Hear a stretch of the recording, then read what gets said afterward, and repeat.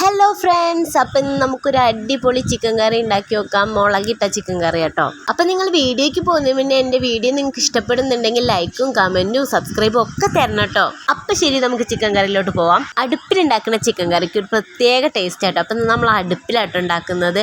അതിന് ചട്ടി അടുപ്പത്ത് വെച്ച് അതിൽ വെളിച്ചെണ്ണ ഒഴിച്ച് ഉള്ളിയും പച്ചമുളകും ഇട്ട് അതിലേക്ക് പാകത്തിന് ഉപ്പിട്ട് നല്ലപോലെ വഴറ്റിയെടുക്കാം.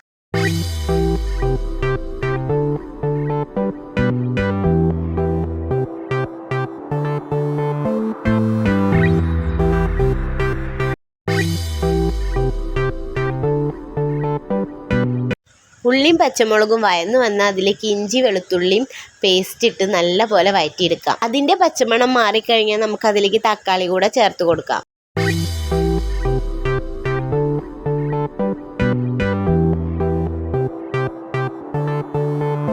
തക്കാളി വാടി വന്നാൽ ഇനി അതിലേക്ക് നമുക്ക് മസാല ചേർത്ത് കൊടുക്കാം. മഞ്ഞൾപ്പൊടി, മുളക് പൊടി, മല്ലിപ്പൊടി പാകത്തിനെല്ലാം ചേർത്ത് കൊടുത്ത് നല്ല പോലെ വഴറ്റിയെടുക്കാം.